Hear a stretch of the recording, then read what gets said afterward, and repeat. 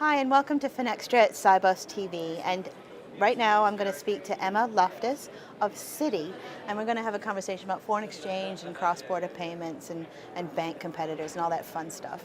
So, threat from non-traditional banking providers like supermarkets and PayPal is always a big conversation, but is it really a threat to banks? I mean, can banks sort of take advantage of this in some way in partnership, or what do you think? I think so. Is it a threat? I think it's a new way for us to think about how we process payments. And competition is great. We want new competitors to come in, bring fresh ways of thinking. But the new competitors are really focused on how the consumer experience can be enhanced through simplicity, ease of use, ease of portals. And frankly, that's good for the industry. I think it's pushing banks to think about new ways of approaching their clients. We think about new ways and how we can partner with these non-traditional competitors. So is it good for the industry? Of course it's good for the industry. It's good for the consumers. It's good for all of us to think about new ways, new and more efficient ways of doing things. So is it a threat? Sure, it's a threat to the old way of doing business, but those threats to the old ways of doing business is actually going to help us in the long run to do things better. I mean, one of the things, I talk to a lot of corporates dealing with banks, and one of their biggest complaints is sort of how banks deal with cross-border payments. Something they see from the consumer world is maybe having a simple solution they're not getting the same service from. So, how can banks sort of reduce the cost and complexity of cross-border payments? Right. I think because the industry's grown up over years and years and years, and it hasn't been actually a coordinated growth across countries, across borders, across regions. The way that banks operate in different regions has created this complexity, quite frankly. The PayPals of the world focus on the consumer experience in the front end, and the way they look at payments has a lot to do with how a consumer or how a client would think about how they remit their payment. They don't necessarily navigate the complexity of the back end. What happens with the banks is that because we all have to work with one another, what happens is we have to traverse some of those connections that may not be as straight through as possible.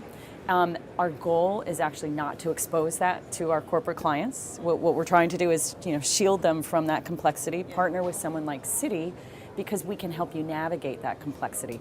So I think in some respects, maybe our non-traditional competitors are maybe advertising a bit of the dirty laundry that what we're trying to do is to shield our clients from. But we've developed solutions to traverse that. So we have our WorldLink capabilities, for example, that we started developing 25 years ago to help clients remit foreign currency when they need to purchase goods and services or make payments to countries outside of the US or outside of London or outside of their home market.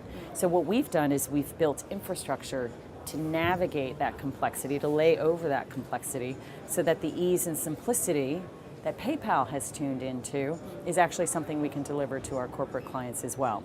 So believe me, I hear it. I know corporates think it's very, very difficult for them to remit payments. Our job is to actually make them feel that that's a simple process, and that's what we're trying to do is have that not be something that they have to worry about, and let us do that for them. Yeah, that's interesting. I think that's often when you talk about the customer-facing alternative venues. The back-end infrastructure is something that's very complex, and right. A lot we of don't people want them to forget see about. that. No. So I mean, like commoditization of payments is also a topic a lot of people talk about. You're killing me. I'm a product manager. No. But is that a bad thing? No, it's not. It's I think when you hear about commoditization, I'm a product manager. Of course not. We're all different. We're very, very differentiated. Come to us, use our services, don't use somebody else's. That's my job. That's what I do for a living. Quite frankly, though, the banks do see, and our clients do see us as being very similar, but a lot of that has to do with, we're here, we're with Swift, we're at Sibos.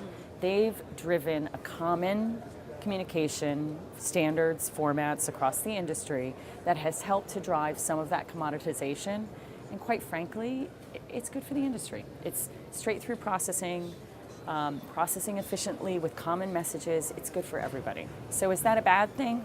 No. Does it make it more difficult to position yourself vis-a-vis your competitors? Sure. But that's where we wrap strategies around client service. That's where we develop tools and capabilities outside of the core payment, and the information and the advising around that payment. That's where we choose to differentiate ourselves. So is commoditization bad for the industry? No, because what we've done is we've made the core a very simple thing, processed in a highly electronic manner, processed in a way where banks and corporates and consumers can communicate clearly with one another. And then what we focus on instead is the service and the capabilities and the information delivery that we wrap around the payment. And there's still plenty of opportunity to differentiate yourself in that space. Great, thank you very much. Thank you very much. Thanks.